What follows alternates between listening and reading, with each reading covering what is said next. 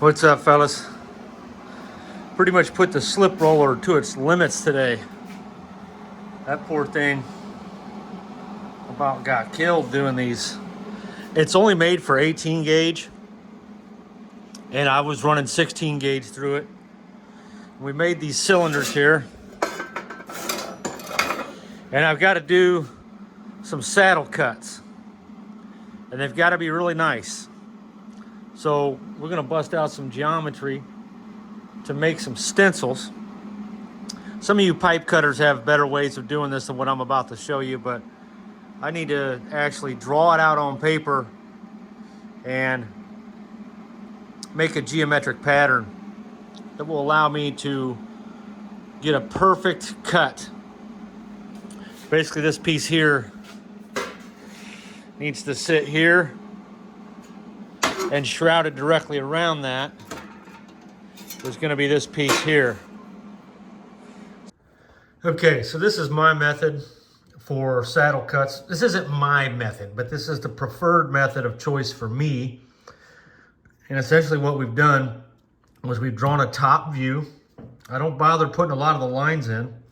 And then what we do is we divide this sector into equal quadrants. Then basically what we do is we divide this quadrant into equal sectors. And the way I do that is with a compass. You just take it, you scribe a line there.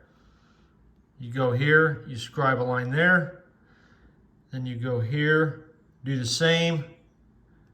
And here, and you do the same. And that evenly divides up your spacing. And we're only going with 5 lines on this. 5 lines gives us 4 sectors. And essentially what we do from this reference line here, we draw our lines to our circle and we measure these lines and we label them. So for our number 5, you can see here in the diagram we have our number 5 length. All right, so I feel like I forgot to show this one part. The way I come up with this graph here is multiply the diameter times pi, just using a 2-digit approximation, 3.14. 3.14159265 is a 10-digit approximation, but you don't need to get all that accurate. And then I divide that by 16 because we have 4 sectors per quadrant, 4 times 4 being 16, and that gives us the length of each arc.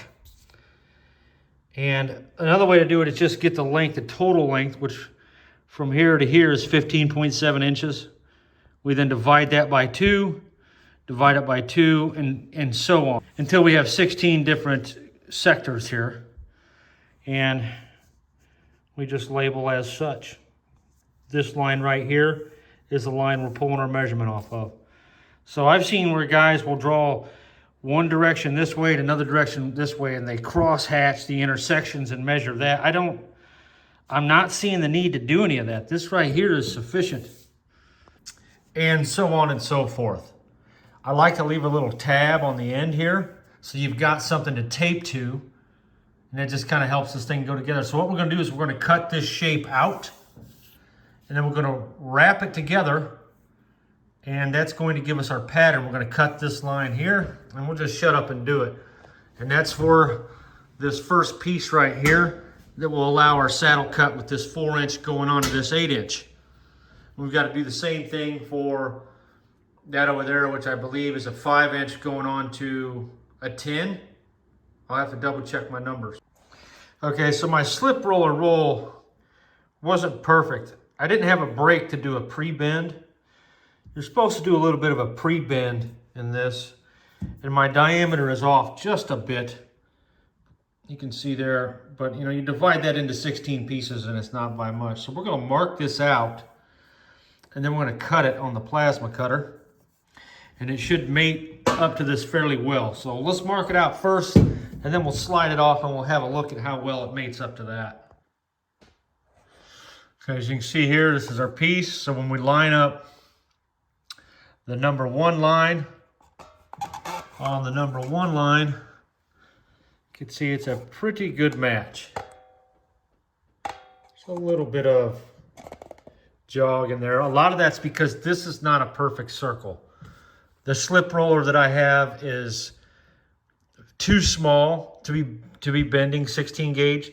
So the rollers bow in the middle, and that's attributes to this, a lot of this odd shaping. See, we got kind of a bow, a little bit of a bow in that. Anyway, that's what we have. I think that's going to be close enough. It's not a perfect fit up, but it's close, and it's going to do, especially if we decide to recess this.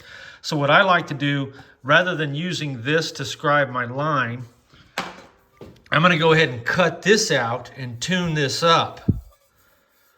By tuning, I mean after I do the plasma cut, I'll do some grinding, and then we'll get this to sit on there. And then we'll use this as our stencil to draw the line on this piece. So let's have a look at what that looks like. Okay, so here's our tuned up piece.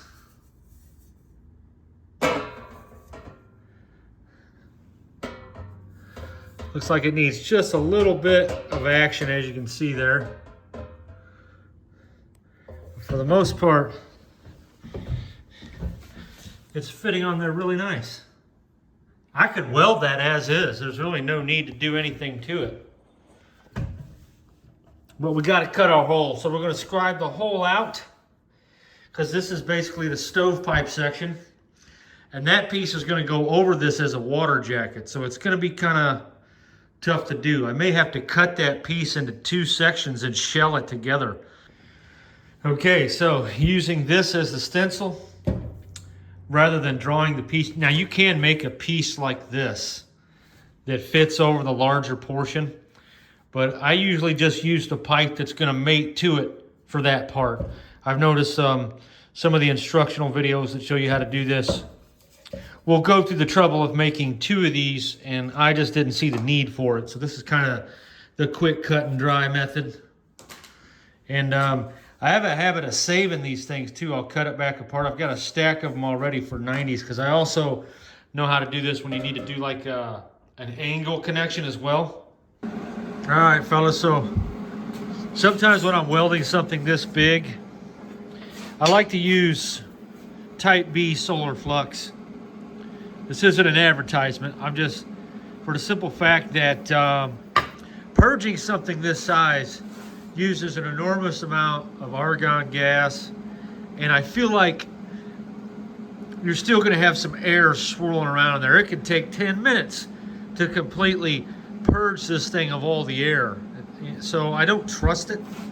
I could be wrong, but for me, I typically only purge when I'm doing, you know, maybe something this big I might purge if I was just going to weld end caps on this.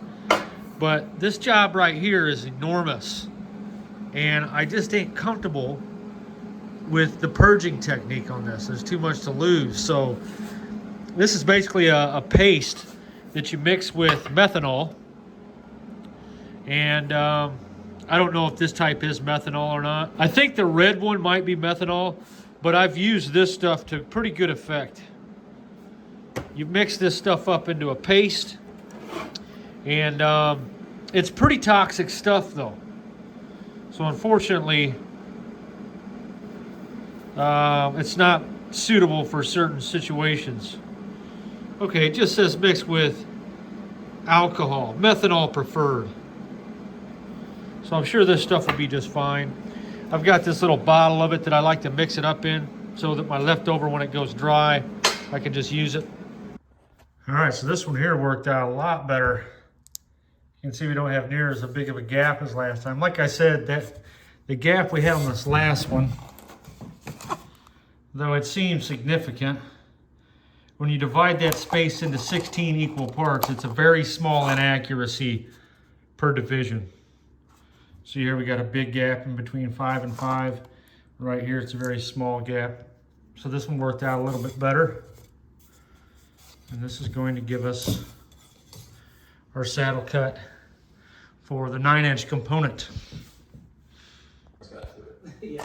Well, you see, you normally don't see that part during the construction process. And there we have it.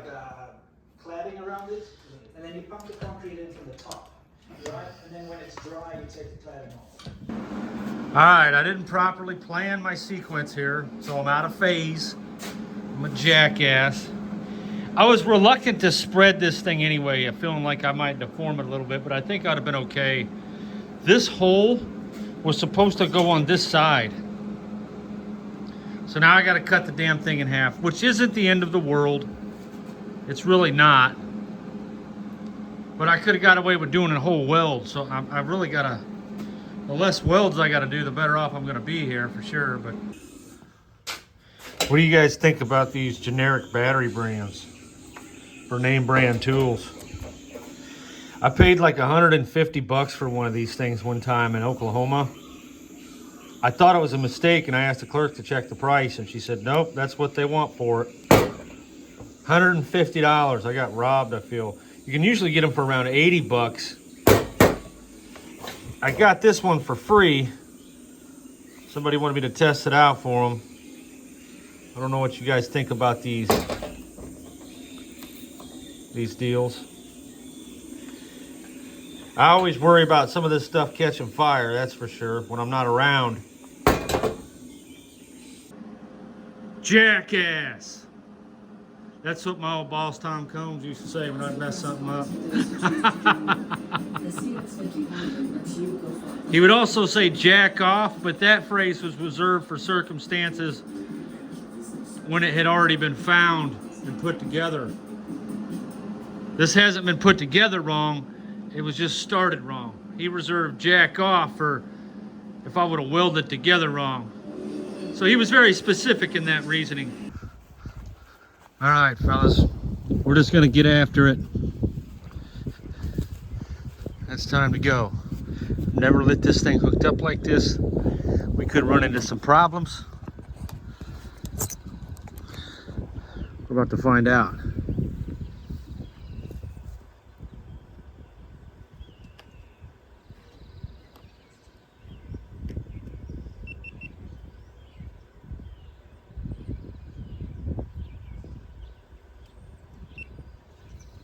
Okay. Water is on. Fuel is on.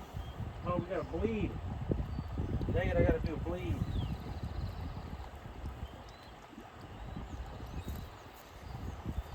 We gotta open this top valve here to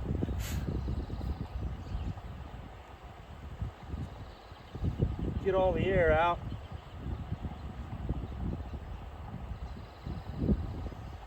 This is kind of like a de-aeration chamber as well as a preheater.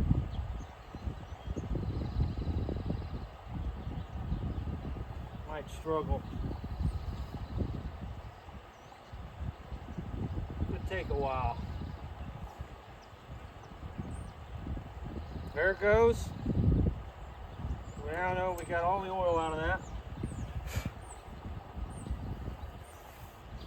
Guess now's the best time ever. Here it goes. Got very little air in there.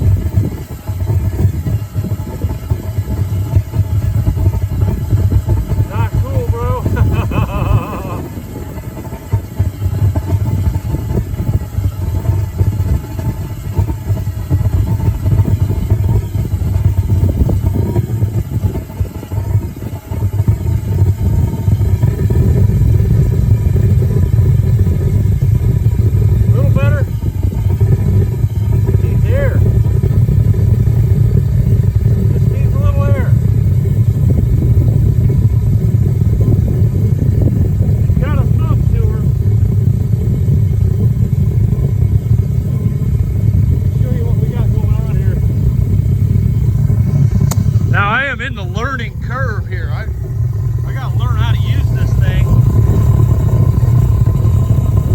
I feel like it's a little sick. It needs a little fuel or something maybe.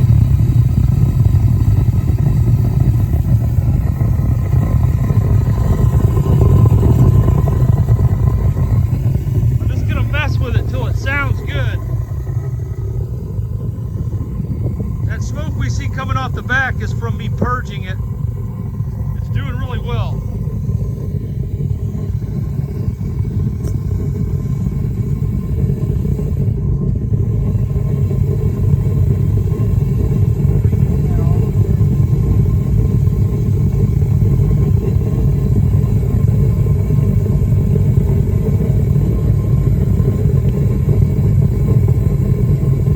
That's full air on the air valve. Oh, it likes that. This thing's leaking on me or something there.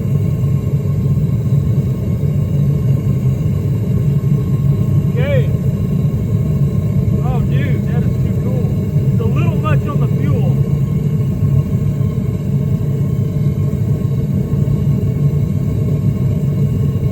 It's a little much on the fuel, I think. It sounds so much better now. We got a fireball coming out of the top. Dude, that is so awesome. I'm gonna turn the fuel down a touch, just a scotch.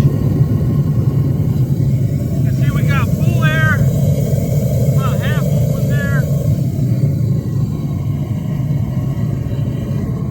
What's happening here?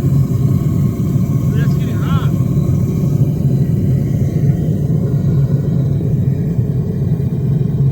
Wow! Dude, this thing's getting hot, bro. We're at 130 degrees on the discharge. This is already warm. This is nuts. It's too much fuel.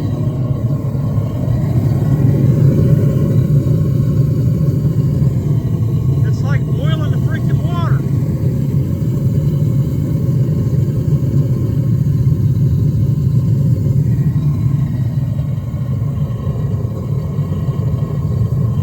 I was not expecting it to work this well, guys.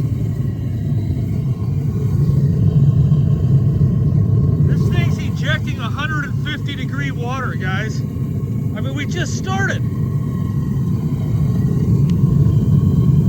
This is the reservoir, that's the intake, and that is the discharge. That's the reservoir.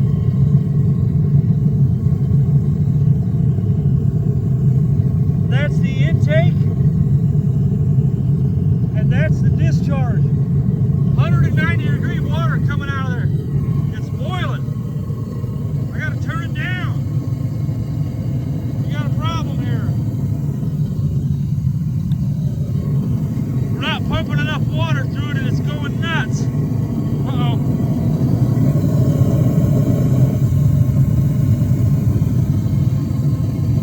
I don't know what to do. It needs a much larger flow, obviously. This thing is going nuts, guys. I don't know what to do. We got 90 degree water in the tank already. What do I do? What do I do? I wasn't expecting this to happen. I tell you what, we're gonna shut it down. Oh shit. Yeah, that's what I want to see is explosion. Uh-oh, did I turn everything off? Oh crap, right into the pump. I couldn't have asked for better results. I gotta say. Didn't even have to use my AK. Oh, dude. This thing is working phenomenal, you guys. I wasn't expecting it to be able to boil water at the flow rate of this pump. This pump screams. It's a good pump, dude. Oh, that's hot. Let me show you what we got here on the flow rate. It's still kind of boiling. Let it get going again here. It had some problems. Guys, we were boiling water at a flow rate of that much. If you can boil water that's flowing like that, you're doing something. Oh, that is too freaking cool. Well, Dave, I think you're in for some serious action. Now, the pump that's going to be hooked up to this thing is far more powerful. That is freaking phenomenal performance, you guys. I didn't even have time to get a read on the numbers. Things just started happening so quick. I didn't know what to do. I was expecting, you know, turn it on, go inside, eat dinner, come back out and check on it and see how it was doing. That is freaking phenomenal. We sprayed water all over. We're still at 160 degrees on the discharge temp, guys. This is the reservoir, 120. That's the intake, 122. The discharge is at 150, 148, or 148. Oh, man. Yeah, so this is the flow rate. That's a pretty substantial flow rate there. It's so warm, the hose is soft. Dude, that's scalding hot bath water. I can barely keep my fingers in that. It's pretty cold outside. It's probably about 50 degrees, so I think we're calling that a wrap, guys. There's no need to beat this horse to death. I thought this was going to take some time. We freaking blew up in minutes. That is phenomenal. I'll go ahead and slide this thing away and we'll get a look at what's going on here, but outstanding performance. I am just shocked. Shock and awe.